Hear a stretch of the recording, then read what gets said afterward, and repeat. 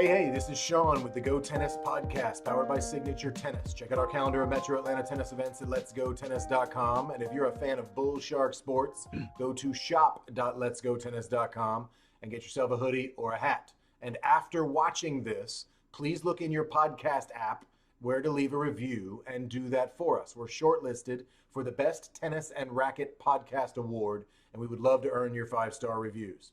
But today, this is Youth Sports Talk with Coach Ben Hesley. Today, Coach Ben wants to talk about shiny new drills for 2025, practice routines, and how they can help add new good habits. Ben, you ready to talk youth sports? Absolutely. Let's dive in. All right, today Coach Ben wants to talk about conference season, where coaches and parents look to update their toolbox. Yeah, you like how I called that? Oh, yeah. All right, Ben, where do you want to start? Love good play on words. Thank you. Let's start here. That's probably why you guys were nominated for best tennis and racket podcast. Stuff like that, Shaun. It keeps Thank the you. Thank keeps the keeps the listener on the edge of their you. seat, right? They're waiting for Um, more. yeah, but no, we are at the in what I like to call conference season, right? So pretty much between the months of December and February, you have any business you're a part of, any organization you're a part of, you've probably had some kind of big regional or national conference, some kind of board retreat, some sort of staff outing, some kind of, whatever it is, right? Conference, big workshop, something you've done to continue your education in whatever field that you're in, whether you're a coach, whether you're a parent. And so the point of those all is not only to prepare for the upcoming year, but to learn something that is going to inspire you to have an even better year this year than you did last year. So, not really even a follow up from our New Year's resolutions conversation we've had recently, but also just something that says, hey, we want to learn. We want to continue learning. We want to be better. And hopefully you're always in that mindset that says, let's be better than last year. Even if you don't think you can, you got it all figured out. I don't need anything new. Probably consider going to a workshop. Somebody else might know something you don't. Yeah, I mean, you can pick up something that I'm the type. I'm always picking up stuff from other coaches. I love to watch other coaches coach. I love to watch teachers teach and see what they do, and maybe there is a new drill that I pick up or something that I already do and say, "Hey, that's a good twist on something I do as well." I really like the way that person did it. So we're not talking about reinventing the wheel, so to speak. We definitely want to be lifelong learners. We want to have continuous improvement, but we want that improvement to be, and I'm talking about as a coach and also as a parent who coaches their own kids. We want that to those new things to work within the framework we've already built for ourselves. I'm sure everyone out there listening has a set of drills that they do, something they do with their kids that works, right? And we just want you to build upon that, create that consistency, keep building upon that structure, recognizing it's a process. You don't have to radically change what you're doing if what you're doing is working really well. So, as an example, let me get us started. Right? So I have a drill that my son and I do where he has a pickleball paddle in the living room and we have one of those little red USTA kind of squishy tennis ball things. And thank you USTA by the way. And I toss him the ball and it bounces and he whacks it back to me. And we try not to knock things off the walls. But recently we've realized I need to turn him on both sides. So we've added, say, okay, you're going to whack two over here and then you're going to turn and do a backhand. He's like, backhand. And he uses one hand like a lefty. I'm like, well, no, that's lefty. And then I realize, okay, this is a small little evolution of the drill. We call that a drill. That's just me playing with my kid. Is that what the parents are looking at? Because as coaches, we talk about drills and lesson plans and clinics, but most people listening, I might guess, are just parents that say, how do I play with my kid? Yeah. So you're playing with your kid, right? And he does pretty well on the right side. Okay. And now we're going to see how well he can do on the left side. It doesn't matter if it's a backhand or if he's using his left hand. Let him go. If he's just using his left hand, let him go. I mean, I had a player that never hit a backhand, honestly. The kid's 14 now. Um, plays primarily baseball, plays a little bit of tennis still. But in tennis, he never hit a back. He's naturally left-handed, and he would just take the racket and just hit it with his right hand on the right side. And okay, whatever. So he was pretty rallying from the baseline. Now once he got to the net, it was a little different situation. But rallying from the baseline, he was quite successful, honestly, having two forehands, a right-handed forehand and a left-handed forehand. But the great thing about tennis is you have to do things on both sides of your body. So it's very good that you've introduced Giovanni to that, to doing stuff on his right side where he's maybe more natural, more comfortable, and then challenging him a little bit on the left side, which is what we're trying to do. It's the same drill. It's just a variation of that drill. I do it on the right, and I do it on the left because when we get to play a real match, we have to do both. I like to use the term to describe the art of coaching as you don't need to know 1,000 different drills. You need to know how to do 10 drills 1,000 different ways, which is exactly what you're doing. I like that a lot. And you said 1,000 different drills made me think of Jorge Capistani. And I'll give him a shout out because he's got a website that says, guys, I've got thousands of drills. And what that reminds me is there are probably quite a few that I don't even know. Quite a few you don't even know. And I'll tell you as now I'll talk I love Jorge. He's a dear friend, longtime guy in the industry, mentor of mine, as is yours. And he does have a lot of content. And I will just say this first. There's probably drills on there that Jorge doesn't even do regularly, right? He said We he couldn't all even name 12, Yeah, right? no, no, Like, I definitely can't, not. he doesn't use And them a all. lot, Nobody uses them all. so back to my point, I'll say two things. Back to my point about knowing how to do 10 drills 1,000 different ways is we go out there on a tennis court or you out there on the baseball field, you're probably gonna do the same drills over and over again, and that builds consistency in the development of your players, right? If you're every week going out with a different drill. In fact, we had an episode about this called "Why Does My Kids Practice Look the Same Every Week?" Yeah. It's because kids crave that consistency. They want to know what's going to happen. They want to know what to expect. And if you get them doing drills and games that they're familiar with and progress them like you're doing with your son, progress them, it makes the development go so much better. Well, and Now, faster. How long does it take to explain a new drill to a group of players? right, Adults, juniors, right. doesn't matter. I got to Um, explain the whole thing as opposed to we're playing drill number three and off we go. Yeah, I mean, I can tell you right now, I coach a middle school baseball team. Every Tuesday night, we have our indoor hitting practice, and we have 5 drills, sometimes 6, depending on the group. So we run in stations, right? You rotate every few minutes to a different hitting drill. It's the same drills every week. It's because, and you know how much. And then what happens is because it is the same drills we're able to then add a little bit more and add a little bit more or get through that portion. Now that running 14 players through those 5 drills used to take an hour.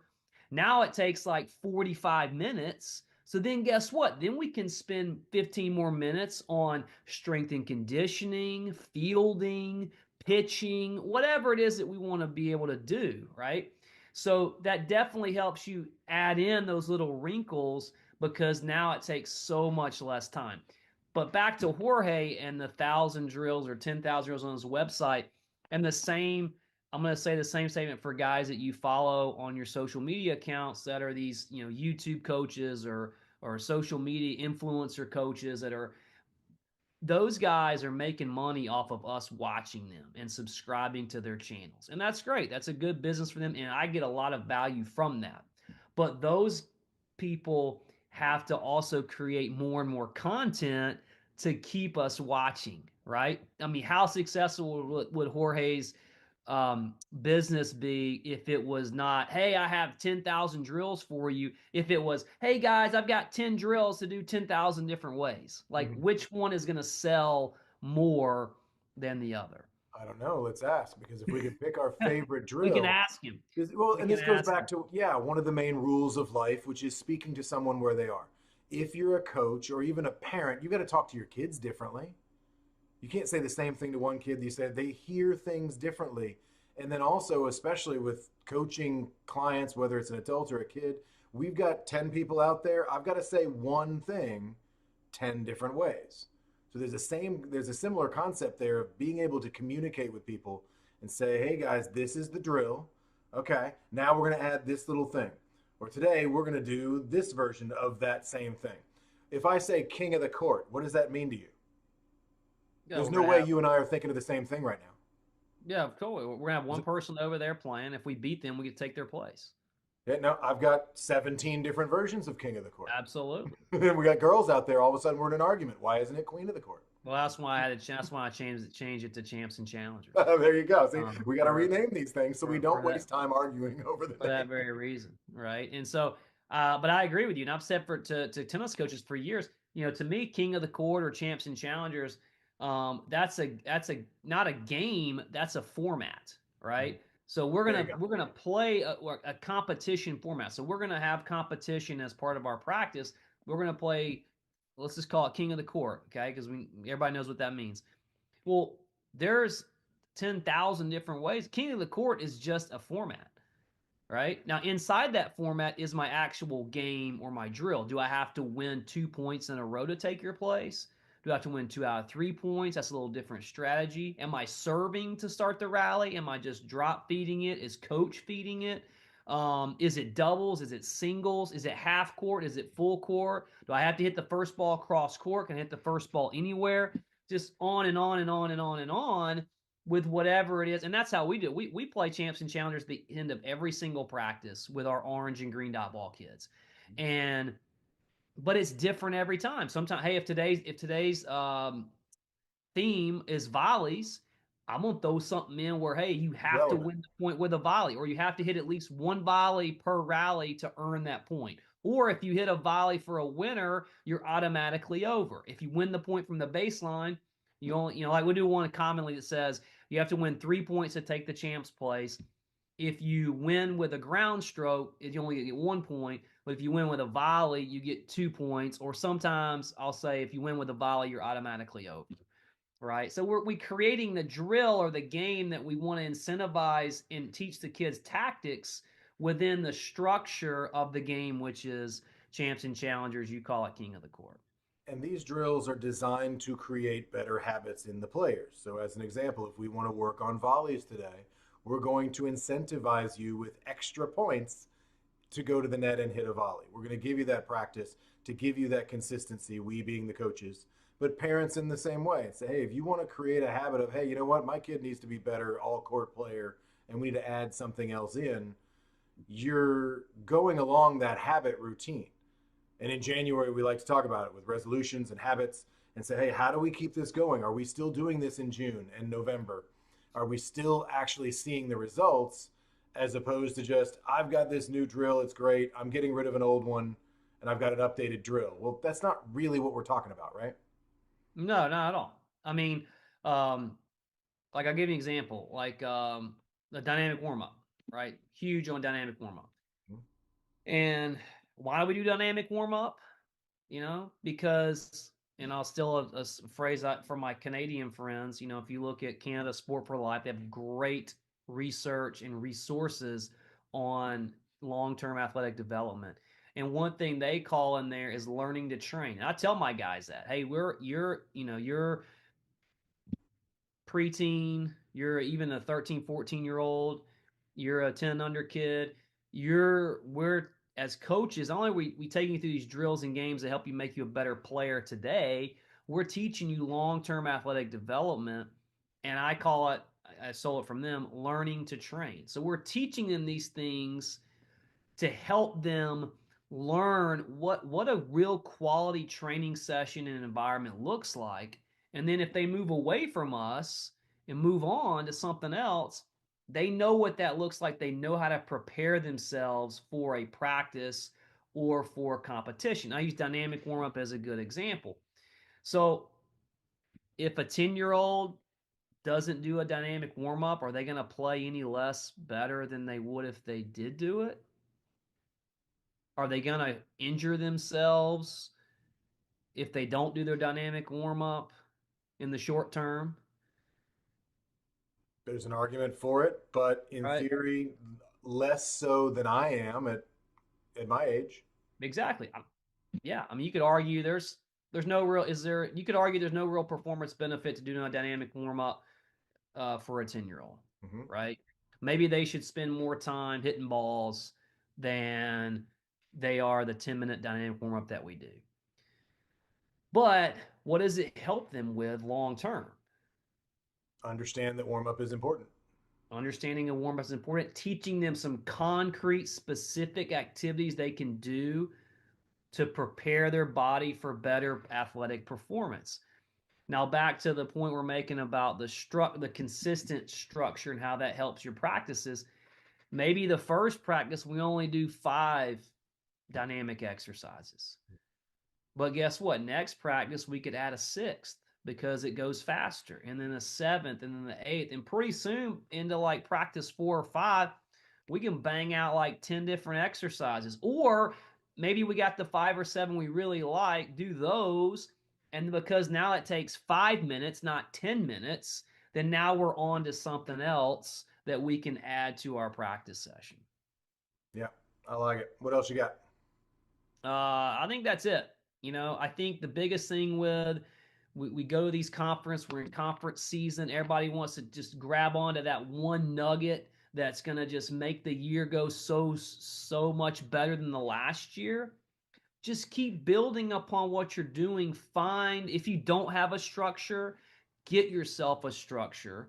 Like coaching colleague of mine says, methods there are many, philosophies there are few, right? I mean, so there's not many structures that you can do that are going to really work, but get a consistent structure when you are going out there and practicing, and learn routines. I mean, pros talk about routines all the time, like, oh yeah, I'm doing my here's my tee routine, or here's my warm-up routine. Pros talk about routines at all. So now let's take the if pros think that having a routine is super important, then obviously we can drill that down to the kids and start teaching them good foundational routines that are going to help them continue to improve. I like it. I appreciate it. That's all I got today, All too, right, Ben. thank Thank you so you. much. And this has been Youth Sports Talk with Coach Ben Hestley. And go find yourself a shiny new drill. Check out Jorge Capistani. He's got more than a few. But also keep learning. Keep getting more and more interested in adding to your toolbox. And hopefully at some point that adds to better habits going forward. Ben, thank you so much. We'll see you next week. All right, have a good one, everybody.